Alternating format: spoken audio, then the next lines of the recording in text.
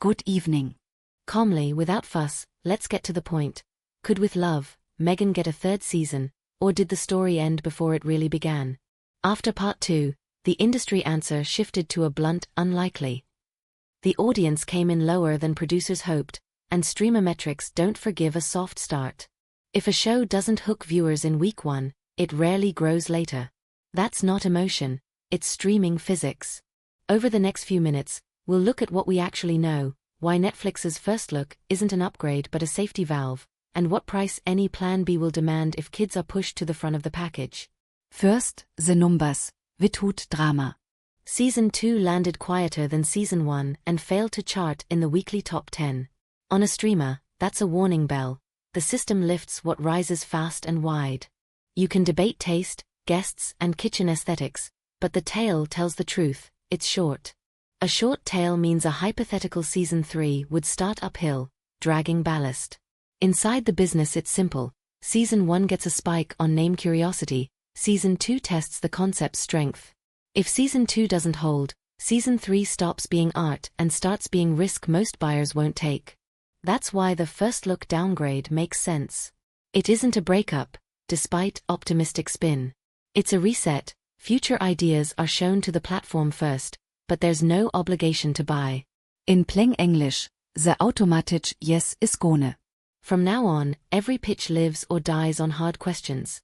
Who's the audience? What's the retention? Where's the growth? What's the revenue beyond the screen? Only projects with undeniable drive, or a persona that needs no explanation, get through that door. For this pair, the name effect has been diluted by overexposure and repeating the same stage picture.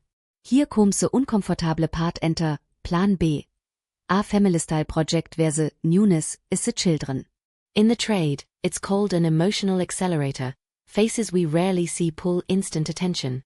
But an accelerator isn't an engine. And it's no shield. When adults play their own kids as a trump card to extend a deal, the 50-plus audience feels the swap in their bones.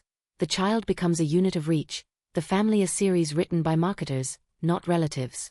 That's why pushback is so strong. Kids are not a tool for saving a contract. You don't put them on the cover to patch grown-up storytelling.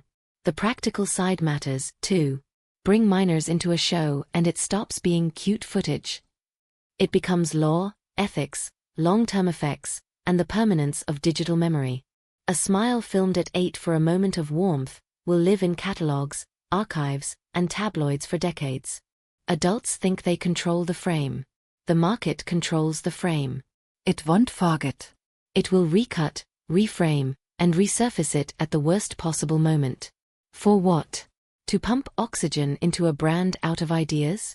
The price is wildly out of proportion. Creatively, With Love had a shot. Cozy lifestyle isn't about spectacle, it's about trust. It lives on authenticity, no visible crew, no overstyled table, no staged voice.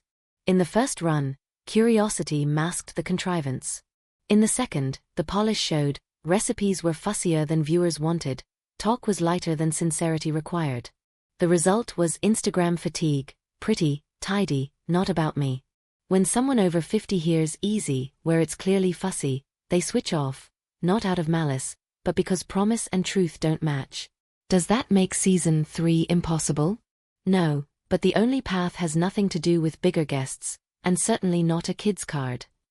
It starts by admitting the format isn't working.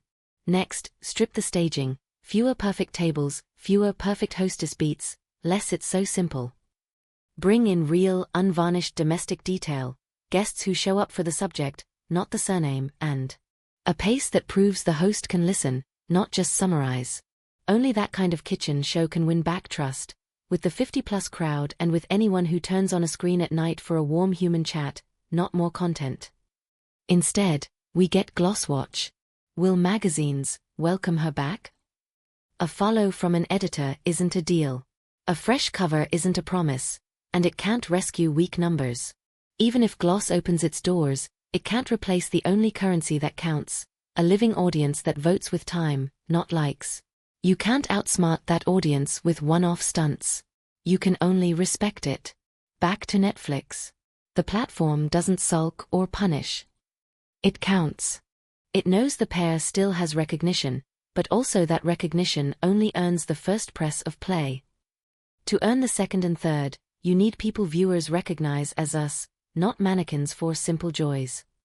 And here's the trap, the move that looks obvious, put the kids on camera, kills both the format and the trust. Adults who hide their own kids but freely show other people's always lose the moral argument. Older viewers clock that instantly. Next year's cold math. Without a real creative reset, Season 3 becomes another catalog entry politely sampled by friends and dutiful critics. Any attempt to tape on interest, press hooks, special holiday editions, platform hopping, will make a brief noise and a deeper sense of artificiality. And a family rescue project that uses the children as magnets will deliver a reputational hit. Not for a year, for years. That's not a threat, it's industry experience. When adults swap content for family, audiences turn away, even if they pause to gasp. Is there any path besides a creative reset? Yes, but it isn't media. It's a step back. Into quiet. A year with no insider notes, no signals, no effort to prove it's all on track.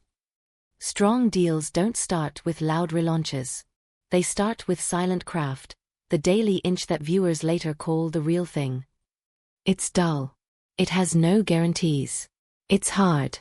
But it's the only way to win back respect, and the only way a third try could ever be earned, not as contract salvation, but as a genuine attempt to tell simple human stories. For now, no illusions. Season 3 isn't officially cancelled, but it's closed by logic, weak demand, tired delivery, and refusal to admit the core mistake, trying to hold attention with image instead of substance. The longer that admission is delayed, the louder the plans and intentions, and the thinner the ice. And thin ice is the last place to wheel out the children. They are not a safety net. One last thought for long-time viewers who like clear conclusions. Older audiences aren't sour by default. They're just hard to con. They've seen dozens of new beginnings and hundreds of exclusives. You don't earn their respect with big hats or famous friends. You earn it with small things, a calm tone, work without posing, family boundaries that aren't for sale. If toses return, the chance returns. If not, Season 3 stays a headline question, not a program listing. Moral bottom line, children are not currency for extending an adult contract. Their laughter isn't a trailer remix. Their faces aren't posters to fix a career. Any project that blurs that line is doomed. The sooner the principals accept that, the better their chances of coming back to work they won't be ashamed of, the kind people will vote for with their time.